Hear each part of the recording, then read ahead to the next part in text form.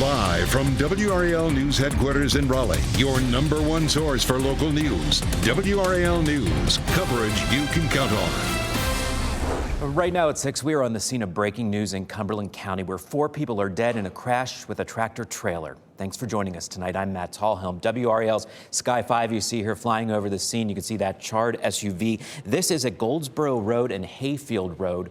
We're told a tractor trailer and that SUV collided in the intersection. Now, to give you a better idea, take a look at this map to show you where this is located at. This is a rural part of the county. We're right between Eastover and Wade. WRAL's Brett Neese is there live on the ground. Brett, what are investigators telling you there? Yeah, Matt, investigators have wrapped up that part of this, and now the cleanup well underway. 5 people were in that SUV. They were all ejected, and 4 of them have died. A 5th one in the hospital right now, airlifted with very serious injuries. This is the tractor trailer we're talking about here behind me. You can see it's completely on its side, and the cab of this tractor trailer completely burned out. It actually caught some of the woods on fire. You can see where that's all charred. And as we pan down here, you're going to see where the impact happened down at that intersection. That's the one we're talking about, Hayfield and Goldsboro Road. As this cleanup is continuing here, it's going to be out here for quite a while. Goldsboro Road, Highway 13 is completely shut down right now. But this all happened just after 3 o'clock. The driver of the tractor trailer, I am told, he went to the hospital. He is going to be okay. They're checking him out there at the hospital. But this is video of this scene earlier whenever they were still investigating it, taking their measurements to try to figure out exactly how this happened. We also have some video showing you when that SUV, it's a Chevy Trailblazer, I'm told, was pulled out of the woodline area, completely burned and charred. It's just a disheartening scene to look at there, especially knowing that 4 people unfortunately lost their lives here. We're working to learn more information about who those 5 were in that SUV, and we're hoping to get an update soon on that 5th person who was taken to the hospital. They were airlifted to the hospital with very serious injuries. As soon as we get an update on that 5th person, we'll bring that to you. But Highway 13 going to be closed for a while they work to clean this tractor trailer up and some of the debris. Matt? Yeah, when you see how badly burned that SUV is, just so sad there. Brett Neese live in Cumberland County for us. Thank you, Brett. Durham police are investigating the death of a woman at a hotel as a homicide. The WRAL breaking news tracker arrived at the Sonesta Select Hotel. That's on Residence Inn Boulevard, right as crime scene investigation was underway there. The call came into police just after 8 o'clock this morning as a reported heart attack. But when officers arrived, they found that woman's body in the hotel. Police have not identified the woman or said how she died. They tell us this crime does not appear to be random. Dozens of firefighters have put out the flames at a home in Durham this afternoon. This happened around 2 o'clock on Wood Street. One firefighter received a burn to his hand and he was treated at the scene. No one else was hurt, but that house, as you can see, sustained considerable damage. You'll see all that smoke there. 2 adults are displaced from that home tonight. The cause is under investigation. We've learned 1 of 2 people hurt in a crash on Penny Road in Cary has died. The crash happened near 1010 Road around 3:30 Saturday afternoon. Police say 75-year-old Miriam Strickland of Raleigh suffered a medical emergency while she was driving. She lost control of the vehicle and crashed into a tree. She died in that crash. Her passenger, Mary Ann Taylor of Raleigh, was badly hurt. We don't know her exact condition this evening. New at 6, a 14-year-old boy is back home safe with his family tonight. That teen is nonverbal and has some cognitive impairments. When a driver spotted him walking along Pool Road near Hodge Road this morning, they called 911.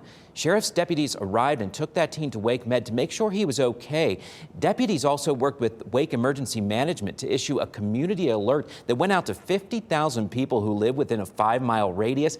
Because of all that, it took less than an hour for that teen to be reunited with his family. It is unclear at this point how he got away from home. Cancer is the leading cause of death for firefighters. The International Association of Firefighters says occupationally caused cancer accounts for more than 75% of line-of-duty deaths. Tomorrow, President Biden will address the association in D.C. It's something no president has done in more than 2 decades. WRAL's Laura Levine shares what changes they're pushing for as fire departments right here in the Triangle are taking precautions of their own.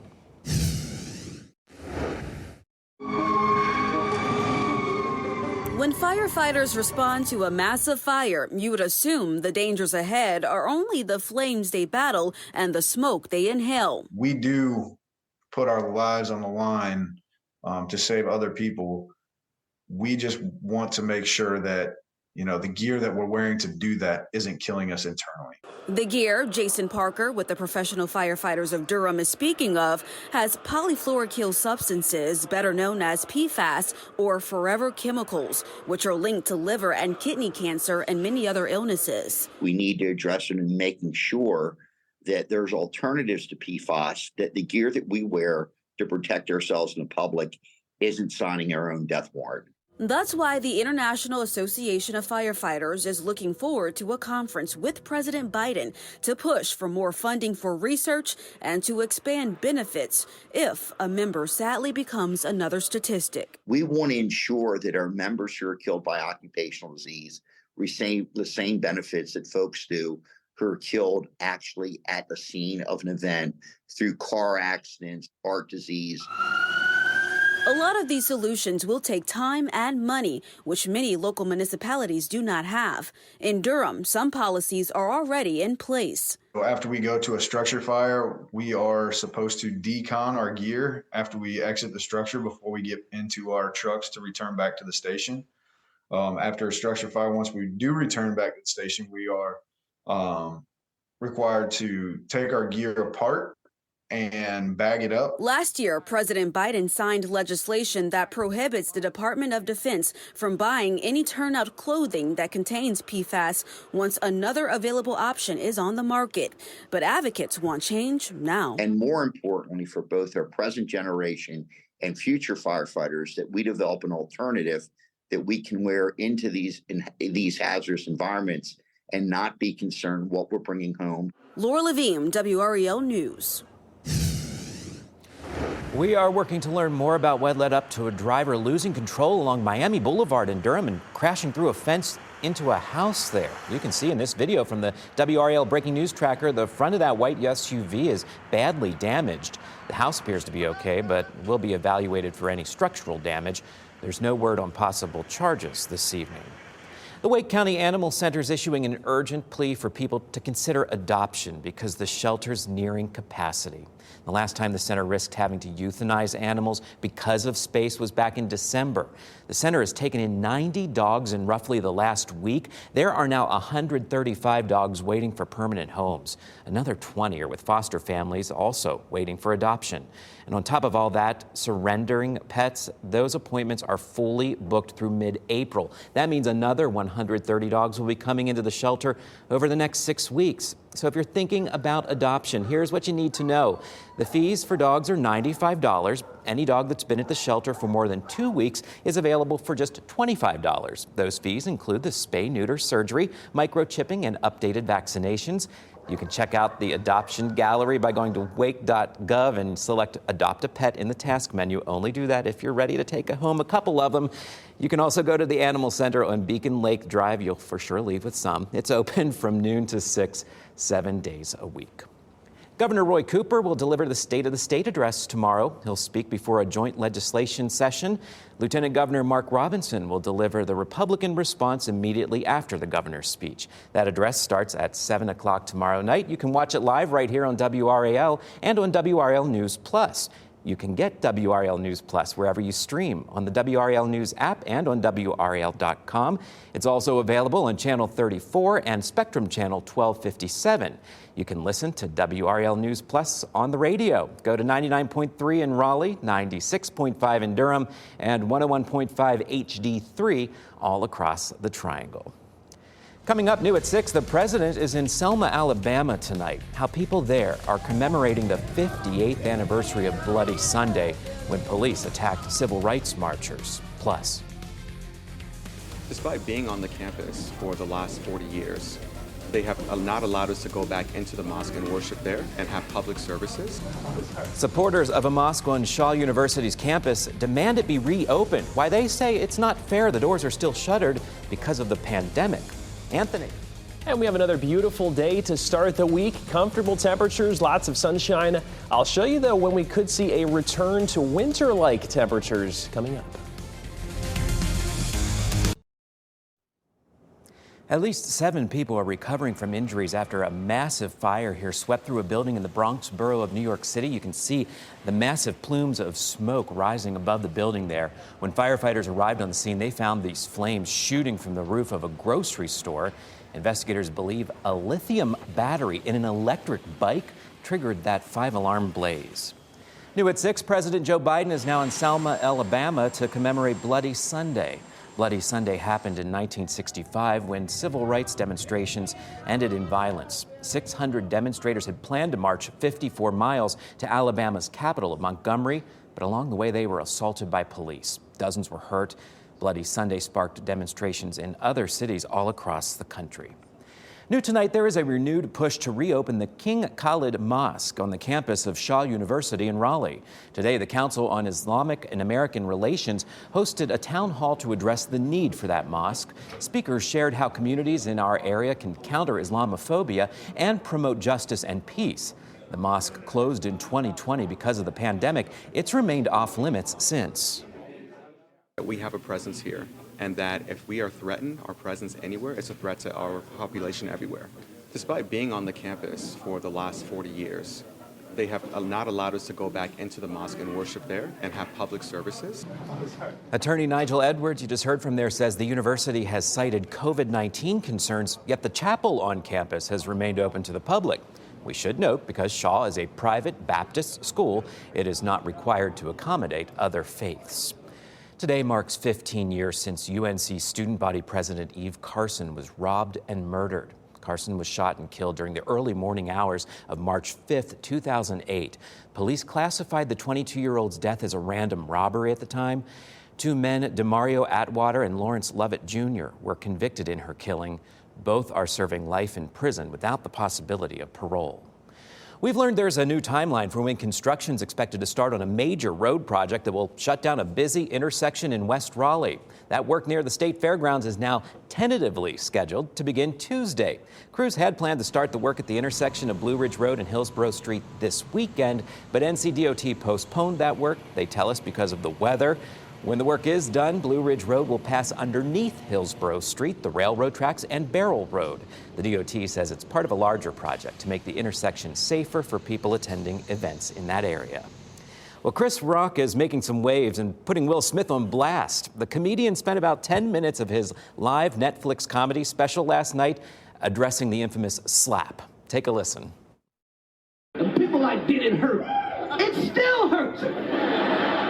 I got summertime ringing in my ears. Summertime. You're going to have it in your head now after hearing that. Rock joked that anybody who says words hurt has never been punched in the face before. He also suggested the slap was more about Smith's relationship with his wife, Jada Pinkett Smith, than it was about him. Will Smith apologized after slapping Rock during last year's Oscars, but the Academy banned him for attending for 10 years. Well, it kind of feels like a little summertime out there, Anthony. It was such nice weekend weather. Oh, it was. It was so beautiful. And the good thing is we're going to see that continue as we head into the start of this week. Sunshine, just a calm forecast, kind of what this picture is summing up out there for us this evening. Then we get some changes, though. We do have a cold front that's on the way into our Tuesday, and it's going to return our temperatures to really where we should be for this time of year. I'll show you that here in just a second, but look at this beautiful shot. Our North Hills camera, it is just so still out there this evening and just comfortable, too. We're seeing some of those high-level clouds in the distance. The sun just went down, that kind of just gorgeous red and orange sunset off in the distance there. Temperatures are comfortable. We're at 59 in Roxborough, 64 in Raleigh, 64 as well in Fayetteville, 63 there as we head towards Southern Pines this evening. So any plans over the next couple of hours looking good? You still probably will want the winter coat maybe, or just bundle up a little bit tomorrow morning because of those temperatures dropping mainly in the low 40s by the time we head out for our Monday morning commute. By the afternoon, though, as was like this morning, you certainly will not need to bundle up. It's going to be a beautiful forecast tomorrow afternoon. We'll call it 42 tomorrow morning. No issues heading into work and school. It's a cold start. Lots of sunshine weekend, though, no problems as far as any big systems on the way. Tomorrow afternoon, it is another day of sunshine across the board, comfortable temperatures, even a few degrees warmer than today. Another day to head outside, enjoy it, take a walk or something like that. It's going to be a good day to do so. All of us in the low 70s, maybe a few upper 70s down to the south. 74 in Goldsboro. We'll be at 71 in Rocky Mount. There is where we are headed, though, so we should be at 60 degrees for this time of year. We've been certainly seeing above normal temperatures here really for the past couple of weeks. We haven't had a stretch where we're at normal or even below normal for a little while, but look what happens as that cold front comes through. 74 on Tuesday, then we see that return to our normal pattern by Wednesday, Thursday, Friday. Friday, we're going to be below normal at 51, and then that trend continues as we head into next weekend, which, by the way, I want to remind you, next weekend here is daylight saving time, too. We're going to start to spring forward here Sunday morning, and I'll show you that graphic here in just a second. But nonetheless, feeling more like winter for all of us out there over the next week or so. This is, again, that map from the Climate Prediction Center. This is mid-March, and so even as we look beyond our extended forecast here, still talking below normal temperatures outlined there in that blue color contour, certainly looking likely for all of us. So, like I said, it's going to start to feel more like winter, and that begs the question here as we head towards spring. That's when we spring forward here is next weekend, 2 o'clock Sunday morning, just kind of to get you a reminder. It's not quite here yet, but then it's going to be turning those clocks forward, like I said, 1 hour at 2 a.m. next Sunday, and then we will see daylight saving time beginning specifically early next weekend. Otherwise, look at this pattern. We're at 74 on Tuesday, 59 on Wednesday. A beautiful, still pretty nice stretch of weather here for most of this week until we head into Friday, mainly during the evening. And then as we head into Saturday, Matt, that's when we could see another round of some showers and storms coming through. But for the most part here, a really nice stretch of weather still this week. Okay, get outside and enjoy it, but not before you hear from Casey Hintz with a look at our sports today. Hey, Casey. Yeah, well, you know what, Matt? It was a really interesting day at PNC Arena this afternoon, okay? Kids and ghosts, those things don't normally mix, right? But today it was the perfect match. I'll tell you what I mean. Plus, Campbell hasn't been to the NCAA tourney since 1992. They were Cinderella this year. Did the slipper fit? Find out next.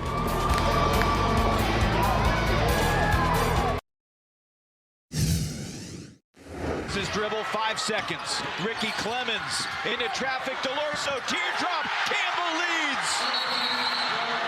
A nice little floater there to beat Radford in this one and punch their ticket to the Big South championship game, which was going to be played today in Charlotte. Hey, good evening, everyone. Well, Campbell has gotten close to getting to the tournament, but it's been since 1992 since they punched their ticket. Like I said, they got awfully close here, taking on UNC Asheville today. With the slipper fit, let's get you out to Charlotte and see. Kevin McGeehan's group has knocked off the 3 seed and the 2 seed coming to this one. First half tied at 13. Patience and ball movement. Devin Dunn from deep in the early lead. How about J. Powell, the grad transfer, a career day, 26 points, 10 boards. The flush here, Campbell up 3 at the half. Then over after the break, Campbell's starting to pull away. Roseville's own Ricky Clemens taking it to the paint. He chipped in 17 points on the day, but from there, the Bulldogs go on a 25-7 run to close out the game. Campbell falls short in this one, 77-73, the final. Well, seedings are out for this week's ACC men's tournament. Carolina, a 7 seed, will play Wednesday at 7 p.m. State gets the 6 seed. Pack will be the late game that night, taking on, well, we don't know who they're going to play, but they'll be at 9:30 tip, and Duke gets the double bye. First game on Thursday. Join me tonight on Sports Extra. ACC Panic Room looks ahead to the men's conference tournament this week in Greensboro. We'll sip on some Joe Giglio's shot of Joe to go, plus much more following the 10 p.m. news. Well, fans getting their first look at the newest Carolina Hurricane, Shane Gostisbehere. He was acquired from Arizona just before the trade deadline. Now, why he was picked up? Well, that was on full display this afternoon against Tampa Bay. Let's get you out to PNC Arena. It was Kids Night, which explains the kid-made logo jerseys you saw in the warm-ups. First period, Andrei Svechnikov, like a kid, playing Sega. He goes top shelf, 22nd of the year, 1-0 Canes. So how about the power play? They bring in Gostisbehere, and here he is. He gets an assist. Teuvo Teravainen with the goal, and that makes it 2-0 after the second. Oldest kid game in the book, a little tic-tac-toe. Turbo with his second of the game. He'd go on to have a Hattie. Canes on their way to another rout, but not without another showing from the man advantage. Give it up for the Ghost. This is why they brought him in. Gostas Bear, 2 games, 2 power play goals. Freddie stops all 14 shots as the Canes cruise 6-0. You know, everyone's got a job in here. Everyone's got a role. You know, they told me my role. They were honest with me from day one, and, you know, that's what I focus on. You know, I'm just happy to, you know, get on board this train and, you know, hopefully we keep it rolling. To the Doak we go. State looking to sweep New Jersey Institute of Technology, trailing most of this game, down 5-4, bottom of 9. One on, and this is guy who you want up with the meter running. Peyton Green sends it high and kiss it goodbye. 6th homer of the season. Pack walk it off to stay undefeated. 6-5, the final. Series wrap at the Bosch. Heels up 6-4 on Stony Brook. 2 on for Jackson Vandebrake. Boy, he was all gas this afternoon. His second long ball of the afternoon, the 3-run shot, extends Carolina's lead. Heels blow it open from there for the sweep, 15-4 from Chapel Hill.